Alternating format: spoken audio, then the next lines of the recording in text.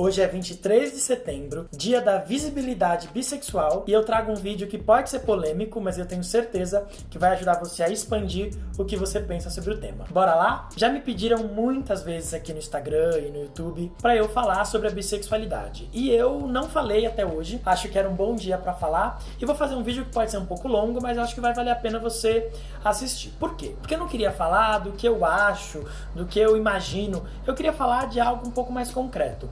Então eu fui me informar de um jeito científico. Inclusive, eu vou falar de um artigo aqui hoje, que se vocês quiserem ler, vocês arrastem para cima lá nos stories, que eu vou deixar o artigo, ele é em inglês, mas eu acho que pode ajudar vocês, quem souber ler inglês, a saber de onde eu tô falando. Bom, qual o problema com a questão da bissexualidade, que sempre foi uma questão para mim? Muitas vezes no consultório, quando eu recebi homens bissexuais, eles não eram bissexuais, na verdade eles eram homens gays que estavam passando por uma fase pré-aceitação. Ah, Caio, mas isso reforça o preconceito contra a bissexualidade. É disso que eu quero falar. A gente não pode combater um preconceito com desinformação. Nesse estudo que eu tô colocando lá, tem as referências disso, mas sim, muitos homens que se tornam gays ali adiante, ou que se assumem gay, é melhor, ali adiante, primeiro se dizem bissexuais, para depois se dizerem gays. Inclusive, se você tá vendo esse vídeo, é um homem gay que primeiro disse que era bi, para depois se assumir gay, comenta aí nos comentários, por favor, pra gente poder ter essa percepção. Bom, e aí o que acontece é que muitas vezes isso gera descredibilidade pra pessoa bi. Parece que todo mundo que é bissexual é um gay ou uma lésbica enrustida. E não é. E é muito legal porque tem um estudo científico muito legal pra isso. Tem dois estudos, na verdade, que vão medir... São estudos com homens só, não achei estudos com mulheres, mas eles vão medir ereção e excitação. Então o estudo é mais ou menos assim. E aí quando eu falei que tem dois estudos, é que o primeiro estudo deu um resultado, o segundo estudo deu outro. Então, o que eles fizeram? Eles pegaram um monte de homens que se diziam héteros, gays e bissexuais. E eles colocaram um anel peniano nesses homens. E eles colocaram esses homens para assistir filmes pornô. Filmes pornôs de homem com homem, filme pornô de mulher com mulher. A ideia era que, se a pessoa é bissexual, ela se excitaria vendo homens transando, vendo mulheres transando, ela se excitaria com o corpo masculino ou com o corpo feminino. E eles colocaram esse anel peniano para medir o quanto de excitação acontecia assistindo cada uma das coisas. No primeiro estudo, apareceu que a maioria das pessoas que... tem uma coisa importante. Tem duas partes esse estudo. Uma primeira parte, a pessoa diz como ela se sentiu. Então ela disse se ela se sentiu muito atraída ou pouco atraída, muito excitada ou pouco excitada com aquilo que estava sendo passado ali. Então tem o que ela diz e tem também essa métrica da medição colocada no próprio pênis, tá bom? No primeiro estudo, o que acontecia? Os homens que se diziam bissexuais, eles diziam que eles eram bissexuais, mas na hora de medir a ereção, eles tinham muito mais excitação vendo filme de homens gays do que vendo filme de mulheres.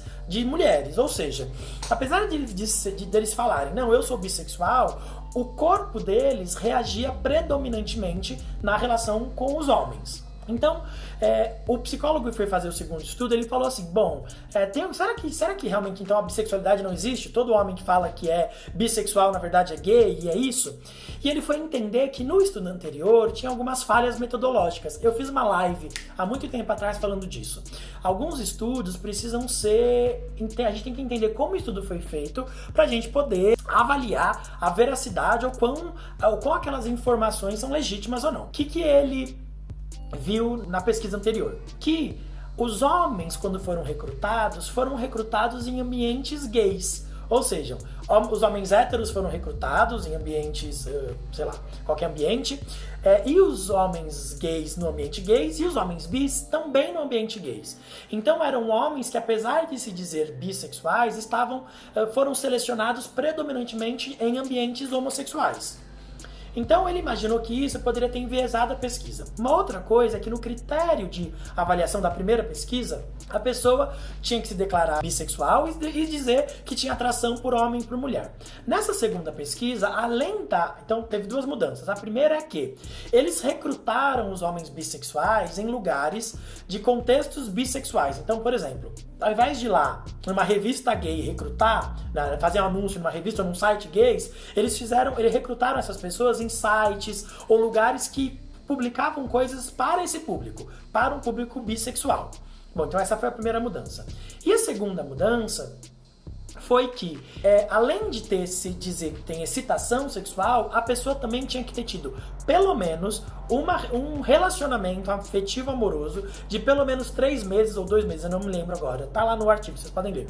2 meses ou 3 meses com uma pessoa dos dois sexos. Então, o cara hétero tinha que ter pelo menos 2 relacionamentos com uma mulher, o cara gay tinha que ter tido pelo menos 2 relacionamentos com outro homem, e o cara bi, ele deveria ter pelo menos 2 relacionamentos com um homem e 2 relacionamentos com mulher, ou um com homem, um com mulher, enfim.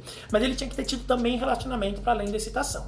Então isso garantiria que ele não estivesse pegando os homens gays que estavam no armário rustidos dizendo que eram bissexuais. Aqui eu quero fazer um parêntese.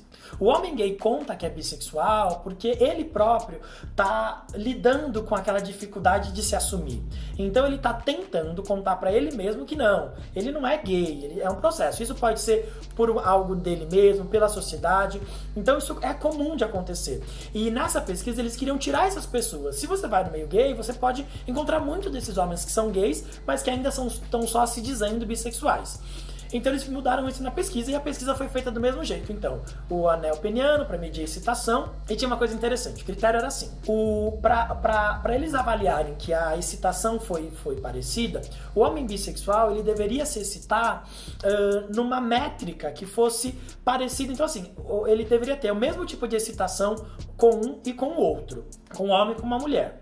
E o que eles perceberam com essa amostragem? Que o nível de excitação com homem hétero diante do filme de homem gay era 0 ou muito pequena. E diante do filme de mulher era muito grande. O homem gay, o oposto. Com o filme de homem ele se excitava muito e com o de mulher quase nada ou pouco.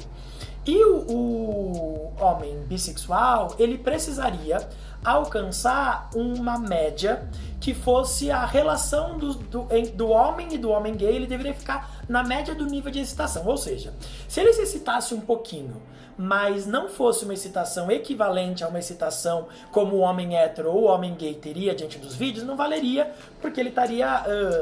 eu não sei como dizer, mas ele estaria assim, a excitação não chegou até o ponto de máxima excitação. Aí, enfim, gente, eu li o artigo lá, vocês podem lá ver exatamente como o artigo explica. Mas o que eles encontraram? Que muitos desses homens que se diziam bissexuais conseguiam mesmo chegar numa excitação parecida ou similar nos dois casos. Porém, houve um contínuo ali de que muitos deles se excitaram mais por um do que por outro. Então, o que eles disseram lá é que sim, eles conseguiram ver que o homem bissexual, ele conseguia sim ter tesão pelos dois lados, diferente do homem gay e do homem hétero, mas que o nível de excitação não seria equivalente. Então, você se sente mais atraído na pesquisa deles, mais para um lado do que para o outro. Então, eles têm uma predileção e a pesquisa vai dizer o seguinte: bom, pode ser que o homem bissexual, ele por um tempo goste mais de uma coisa, por outro tempo mais de outra. Não dá pra medir isso na pesquisa porque a pesquisa não foi longitudinal.